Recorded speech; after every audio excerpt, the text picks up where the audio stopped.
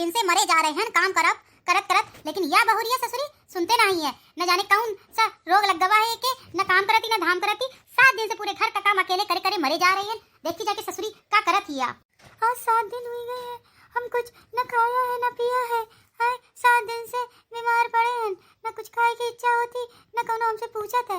ये नहीं एक टेबलेटे ला के देते, लेकिन कौनो का कछु चिंता नहीं है, मरी हो चाहे जी। एक कलम जली कल मुही 7 दिन से पसरी हो, ठोक ठोक के दई थे, ठूसती हो। हाय कबे उठी हो बिस्तर से? ना उठो तो जाओ अपने मई के, भाग जाओ इनसे। अरे अम्मा 7 दिन से हम बीमार पड़े हैं। हाय हम उठे की बिल्कुल ताकत नहीं है, वरना हम तुमसे काम नहीं कराई थे। हाय हमें उठे की बिल्कुल ताकत नहीं है। ज्यादा तुम हमका ज्ञान न छौको है, काम चोर हो पूरी काम चोर, काम वाम करब जानती नहीं हो और हमका ज्ञान बता रही हो। अरे नहीं अम्मा हम झूठ नहीं बोली थे।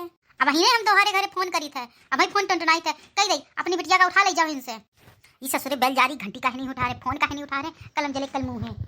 हाँ हेलो। हाँ प्रणाम समधन जी। और क्या हाल चाल है? राधा के क्या हाल है? ठीक है राधा?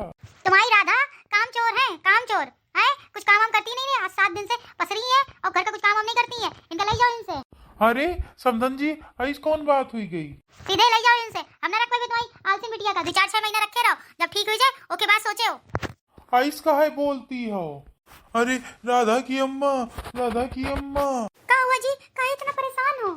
राधा के घर से फोन आवा रहा है, राधा की सास का, कह रही रहे कि बिटिया का ले जाओ इनसे।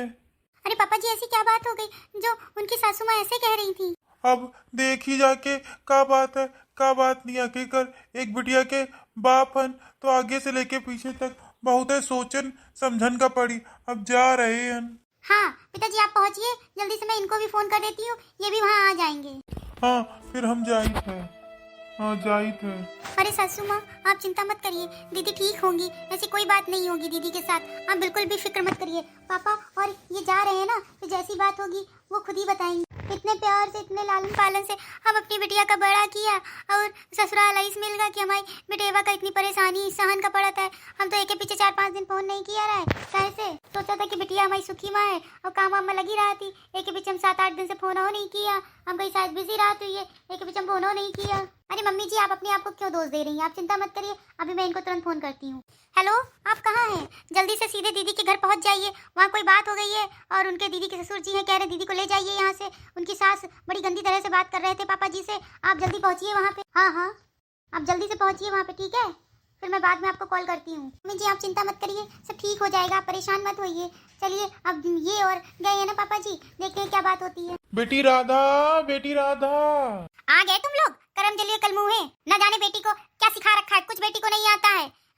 ये कैसे माँ बाप हो तुम लोग? तुम लोगों ने अपनी बेटी को मेरे बल्ले बांध दिया। न शक्ल की न सूरत की गवार गधी है, न किसी के सामने दिखा सकते न बैठा सकते हैं, ऐसी तुम्हारी बेटी है। अब गुण तो 1000 है उसके अंदर, एक कोई गुण उसके अंदर ऐसा नहीं है जो अच्छा हो। और तुम कैसे माँ बाप हो जो मुंह उठा के आ जाते हो?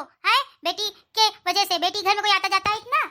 अरे वो तो आपने फोन किया था कि आके बेटी को ले जाओ आके, तो मैं देखने चले आया कि ऐसी क्या बात है जो कि इतनी ज्यादा परेशानी वाली बात है कि आप कह रही हो आके ले जाओ आके, ऐसी क्या बात हो गई?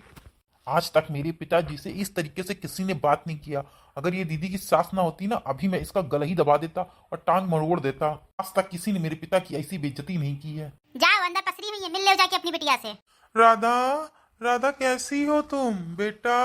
अरे पिताजी मुझे घर ले चलो, मेरी यहाँ बहुत बुरी हालत है, काम करा करा के मेरा जीना दुर्भर करे हैं। 7 दिन से मैं बीमार पड़ गई तो इन लोगों ने मेरा खाना पीना कोई ये तक नहीं पूछता है कि तुमने कुछ खाया कि नहीं खाया, कोई यहाँ मेरी कदर नहीं करता। पिताजी मुझे घर ले चलो। बेटा मैं तुम्हें ले तो चलता, लेकिन मैं एक लड़की का बाप हूँ, तो आगे से लेके पीछे तक मुझे बहुत कुछ सोचना पड़ता है, इसलिए मैं तुम्हें नहीं ले जा सकता हूँ। लेकिन हाँ अभी यहाँ पे मैं तुम्हारे भाई से कहता हूँ जल्दी से तुम्हारी दवा लेकर के आए जाके। क्या दामाद जी भी तुम्हारा कोई ख्याल नहीं रखते हैं? नहीं पिताजी वो ख्याल की तो बात छोड़ो, एक टैबलेट तक नहीं लाके दिए। इतने दिन से मैं बीमार पड़ी हूँ। बेटी रहना तो तुम्हें इसी घर में है, वहाँ पर 1 महीना 2 महीना रह के आ जाओगी, लेकिन वहाँ रह के तुम्हारी जिंदगी नहीं पार होगी।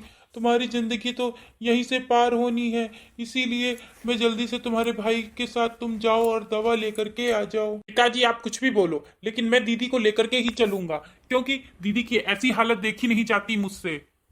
अरे बेटा, तुम लोग आजकल के बच्चे हो, इसलिए इस बात को नहीं समझोगे, लेकिन दीदी की जिंदगी तो यहीं से पार होनी है। पार क्या होनी है जब दीदी इस हालत में घिस घिस के रह रही है? इसको घर ले चलो दीदी को मेरी। क्या दीदी से आपको बिल्कुल भी प्यार नहीं है, मोह नहीं है? नहीं बेटा, ऐसी बात नहीं है, लेकिन लड़की की डोली ससुराल में आती है और ससुराल से ही उसकी अर्थी उठ करके जाती है, इसलिए मैं इसको ले तो नहीं जा सकता, लेकिन हाँ, अभी तुम जाओ, इसकी दवा लेकर के आओ जाके। ठीक है पिताजी, मैं जाता हूँ। मैं सोचत रहा हूँ कि ये बेटेवा के लेके अपनी चले जाइए और हम अपने लड़का का दूसरा ब्याह करा देवे सुंदर मुंदर लड़की से जहाँ खूब दहेज मिले, लेकिन ये तो अपनी बेटेवा का लही नहीं गए। हम भी कुछ कम नहीं है ना चंपा कली। अब इनका तो हम हटा ही के मन गई घर से, कौनो न कौनो जुगाड़ जरूर है, फिट कर देवे हम इनका, निकाल के तो हम रहबे करवे अपने घर से। सुनो जी, बताओ मेरी बेटी के क्या हाल है? ठीक तो है ना मेरी बेटी? पिताजी, दीदी ठीक तो है ना? दीदी को आप साथ में लिवा के क्यों नहीं लाए? लेते आते, यहाँ पे रहती और जब ठीक हो जाती फिर चली जाती। अरे बेटा, तुम लोग नहीं समझोगे, तुम लोग आजकल के बच्चे हो ना। मैं तो एक बेटी का बाप हूँ, इस कारण से मुझे बहुत कुछ सोचना और समझना पड़ता है, इसलिए मैं दीदी को नहीं लेके आया। अभी गुस्सा गर्मी वाली बात थी, अगर अभी मैं ले आता तो बात बिगड़ सकती थी। भले ही मैं 8 दिन बाद जाके दीदी को घर लिवा लाऊं, वो एक अलग बात होगी।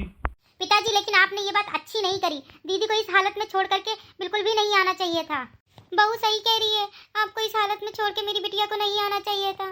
न जाने कौन से कर्म किए हैं, जैसे कलमुहा परिवार मिल गया। राधा की अम्मा, तुम अंदर चलो। हम तुम एक बिटिया के माँ बाप हैं, तो आगे से लेके पीछे तक का बहुत सोचन का पड़त है। हाँ ठीक है राधा के पिताजी, चलो। क्यों जी, आपने भी कुछ पिताजी से नहीं कहा क्या कि वो राधा दीदी को लेकर के आते हैं? आपने क्यों नहीं पिताजी को समझाया? अरे हमने बहुत समझाने की कोशिश की थी पिताजी को, लेकिन पिताजी मेरी एक भी बात नहीं चलने दे रहे थे वहाँ पे। अब मुझे ही कुछ करना पड़ेगा दीदी के लिए। मैं दीदी के साथ बिल्कुल बहन और सहेली जैसा यहाँ पर रही हूँ। वो यहाँ इतने लाल प्यार से बड़ी हुई, इतने अच्छे से रही, न जाने कैसा खराब परिवार मिल गया जो कि मेरी दीदी को इतना कष्ट झेलना पड़ रहा है। अच्छा चलो, तुम परेशान मत हो, तुम दीदी से बात कर लो। वो तो मैं वैसे भी करूँगी। हेलो, हाँ दीदी, कैसी हैं आप? भाभी, मुझसे बात मत करिए, मेरे अंदर इतनी ताकत नहीं है कि मैं आपसे बात कर सकूं। मैं समझ सकती हूँ दीदी, मैं देखो अभी आती हूँ वहाँ पे। नहीं भाभी, यहाँ मत आइए, यहाँ आने का कोई फायदा नहीं है। चलो अच्छा ठीक है दीदी, आप आराम करिए। ठीक है। जाना तो पड़ेगा दीदी के ससुराल, क्योंकि उनको अभी मैं लेकर के आऊँगी। जो लड़की यहाँ इतने सालों तक रही और इतने खुशी से रही, वो लड़की आज ससुराल में इतने दुख झेल रही है, ये मुझसे तो नहीं देखा जाएगा। तुमने और पापा जी ने वैसे भी अच्छा नहीं किया है, दीदी को वहाँ छोड़ करके आए। मैं जा रही हूँ, अगर तुम्हें चलना हो तो चलो, पापा जी को मत बताना वरना वो रोक लेंगे जाने से। अच्छा ठीक है, चलो चलते हैं दोनों लोग और दीदी को लेकर के आ जाते हैं। अब आप लोग देखिएगा ऑडियंस, मैं कैसे जाकर के दीदी को लेकर के आती हूँ। इन लोगों ने मेरी दीदी को कितना परेशान कर रखा है, यह चीज़ आप पार्ट 2 में देखेंगे, जो कि बहुत इंटरेस्टिंग और बहुत अच्छा होने वाला है। और इसका पार्ट 2 देखने के लिए आप इंतजार करिएगा, बहुत जल्द इसका पार्ट 2 भी आएगा। जल्दी से चैनल को सब्सक्राइब कर दीजिए, लाइक कर दीजिए और शेयर कर दीजिए।